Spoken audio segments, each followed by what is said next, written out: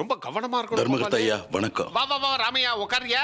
பரவாயில்லைங்கய்யா இருக்கட்டும். சரி சரி, என்ன விஷயம்? ஒரு முக்கியமான விஷயமா உங்ககிட்ட பேசிட்டு போலான்னு வந்தேன். சொல்லப்பா. வைஜெயந்தி டீச்சர் இருக்காங்கல்ல, ஆமா, அவங்களுக்கு என்ன? அவங்க வீட்ல இருந்து ஒரு பொண்ணை நான் தத்தெடுத்திருக்கேன். சந்தோஷமான விஷயம் தானப்பா. செல்வி தான் பொண்ணை இழந்ததுனால சாகுற நிலை வரைக்கும் போயிட்டா. இப்ப அவளுக்கும் மனபாரம் குறைஞ்ச மாதிரி இருக்கும்ல? ஆமாங்கய்யா. ஆனா என்னதான் ஒரு பொண்ணை நாங்க தத்தெடுத்திருந்தாலும் எங்க பொண்ணு நந்தினியோட ஞாபகம் எங்களை விட்டு போகாதையா, இந்த ஊர்ல இருக்கிற வரைக்கும். என்ன ஊர்ல இருக்கிற வரைக்குமா? ஆமாங்கய்யா, நாங்க இந்த ஊரை விட்டு போறதா முடிவு பண்ணிட்டோம். என்னண்ணே என்னப்பா சொல்ற ராமையா? ஆமாங்கய்யா, நான் என் மனைவி என் பொண்ணு எடுத்த முடிவு. பொண்ணா? அதான்யா. சரி சரி சரி சரி, நீ சொன்னாலும் சொல்லாட்டியும் அது உனக்கு பொண்ணு மாதிரி தான். நீ முறையாத பொண்ணாவே ஏத்துக்கிட்டல. ஏனே இப்படி திடீர்னு ஊருக்கு போறன்னு முடிவு எடுத்துட்டா அவளை சொத்து இருக்கு, வீடு இருக்கு, நிலம் இருக்குல்லண்ணே, இதெல்லாம் யோசிக்க வேண்டாமாண்ணே? இருக்கட்டும் கோபால், என்னைக்கு நான் என் மனைவி என் பொண்ணு இங்க திரும்பி வரோமோ அப்பா அதை வாங்கிக்கிறோம். அது வரைக்கும் இந்தாங்கய்யா. என்னப்பா அது? ஐயா, ஆத்தா பேர்லயே எங்க சொத்து இருக்கட்டும், எல்லாம் அவ பாத்துக்குவா. அண்ணே ஒருவேளை வராம போயிட்டீங்கன்னா? ரொம்ப சந்தோஷம் கோபால், ஆத்தாவோட சொந்த சொத்தாவே இருக்கட்டும். இரு ரம்யா, நீ எங்க போற, என்ன செய்ய போற சொல்லு. தெரியாதியா, என் பொண்ணு சொன்னாயா, அவ சொன்னது சரிதான்யா. இங்க இருக்கிற வரைக்கும் நந்தினியோட ஞாபகம் துரத்திக்கிட்டே இருக்கும். எந்த இடத்துக்கு போனாலும் யாரை பார்த்து 4 வார்த்தை பேசினாலும் அவ ஞாபகமாவே இருக்குயா. அவ இருந்தா என்ன பேசுவா, எப்படி நடந்துக்குவா, இப்படியே தோணியா. என் பொண்டாட்டியால தாங்க முடியல, என்னாலேயும் எவ்வளவு நாள் தாங்க முடியும்னு தோணல. அதனாலதான் இங்கிருந்து கிளம்புறேன். மனசு ஆறி பழைய நிலைமைக்கு வந்துட்டோன்னா திரும்ப வருமையா. இல்ல ராமையா, நீ எங்க போனாலும் நிம்மதியா இருக்கணும். திரும்பவும் நீயும் உன் குடும்பமும் இந்த ஊருக்கு வரணும். பழைய ராமையாவா உன்னை நான் பார்க்கணும்.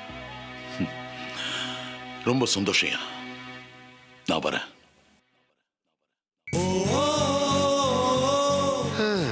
அவன் பாட்டுக்கு ஊரை மாத்திட்டு போறேன் அப்படின்னு போறான்.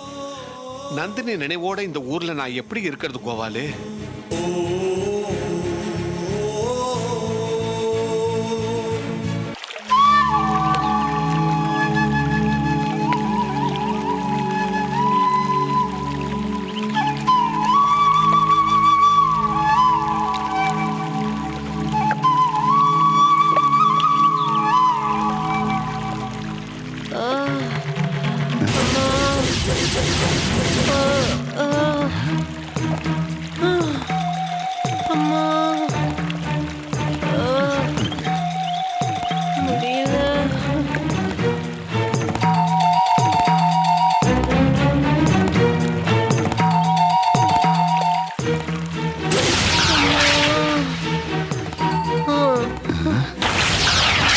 பக்கம் சத்தம்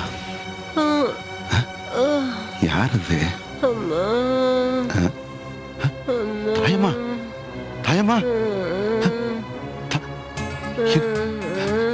தடி, நான் என்ன பண்ணுவேன்? யாரையும் காணுமே. என்ன பூசாரி? ஐயா, தாயம்மா கோயிலுக்குள்ள மயங்கி கிடக்கையா? தாயம்மா, வாங்க ஐயா, வாங்க. தாயம்மா, தாயம்மா, என்னம்மா, என்னாச்சு?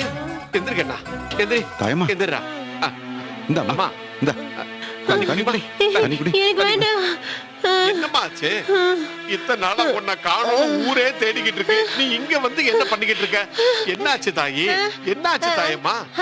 அதுவா, அதா எனக்கு கொஞ்ச நாளைக்கு இங்கேயே இருக்க சொல்லுச்சு. அதான். என்னம்மா சொல்ற? எத்தனை நாளைக்கு நீ இங்கேயே உட்கார்ந்திருப்ப? அடக்கி இருக்கு மாமா. அதாவை பத்தி நினைச்சா நானும் கிழமையும் யோசிச்சுட்டு இருக்க முடியுமா என்ன?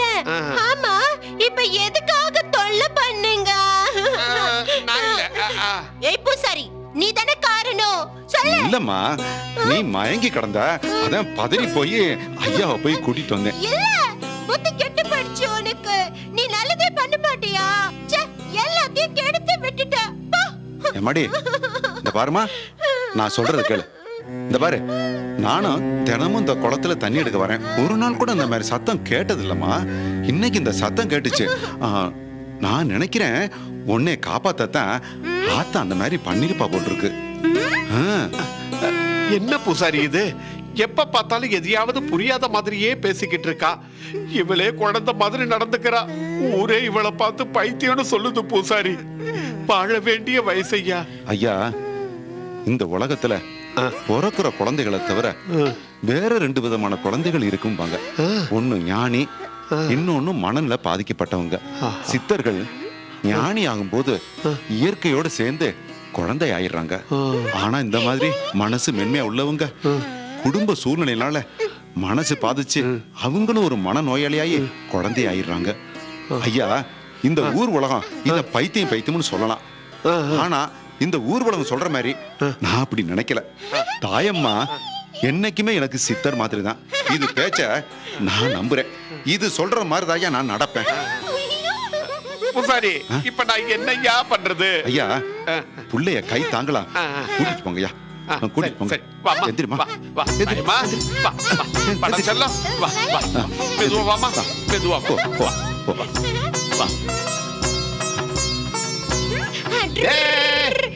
நில்ல, உனக்கு தான் உட முடியலையே. ஏன் இப்படி சேஷன்ல பண்ணிட்டு இருக்க?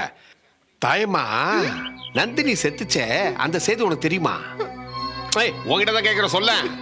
அதான் எனக்கு உடம்பு முடியல. சும்மா வாயை மூடிட்டு வா மாமா. வாயை மூடிட்டா எப்படி பேசாம இருக்க முடியும்? அப்ப பேசாமலே வா. அடேங்க அப்பா. ஏய் நில்லு. ஏய்,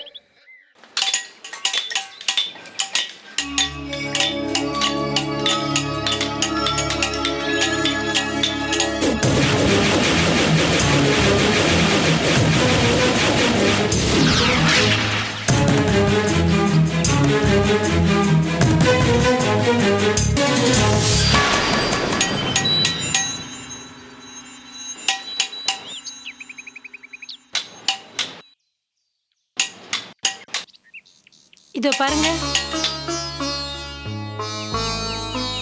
இந்த உலகத்துல பிறக்கிற ஒவ்வொரு மனுஷனுக்கும் கடவுள் கொடுக்கறது ஒரே ஒரு வாழ்க்கை தான். அதை உண்மையா அனுபவிக்கிறதுக்காக தான் ஒவ்வொரு மனுஷனும் அவனுக்காக துணையை தேடுறான். கல்யாணம் பண்ணி குழந்தை பெத்துக்கிட்டு குடும்பத்துக்காக தன்னையே அர்ப்பணிச்சுக்கிறான். இதுக்கான எல்லா வாய்ப்புகளையும் ஆண்டவன் உனக்கு கொடுத்துருக்கான். ஆனா நீ அதெல்லாம் ஒதுக்கிட்டு எப்ப பார்த்தாலும் இந்த கல்லோடையும் சிற்பங்களோடையும் இருக்கிறியே, நீ மட்டும் ஏன் இப்படி இருக்க? நீ ஏன் சொல்ற? எல்லாருக்கும் வாழ்க்கை ஒண்ணுதான்னு. கடவுள் ஒவ்வொரு மனுஷனுக்கும் 6 அறிவுக்கு குறைவில்லாம தான் படைச்சிருக்கான். ஆனா மனுஷன் அதை பயன்படுத்துறது இல்லையே.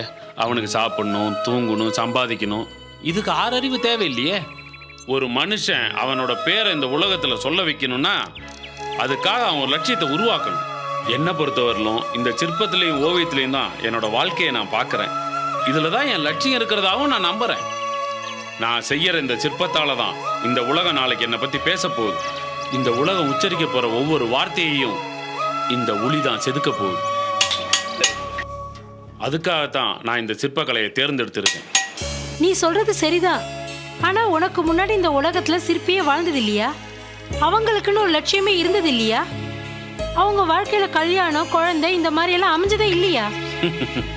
லட்சியம் நினைக்கிறது ஒன்றும் பெரிய விஷயம் கிடையாது. நினைச்ச லட்சியத்தை எந்த விதத்திலையாவது அடையணும். அதுதான் பின்னாடி சாதனையா பேசப்படுது. அப்படின்னா நீ என்ன சாதிச்சிருக்க? அது எனக்கு தெரியாது. ஆனா எனக்கு கொடுத்துருக்க இந்த வாழ்க்கையில என் லட்சியத்துக்காக நான் போராடிக்கிட்டே இருப்பேன். ஒரு நாள் நிச்சயமா என் லட்சியத்தை நான் அடைஞ்சிருவேன்.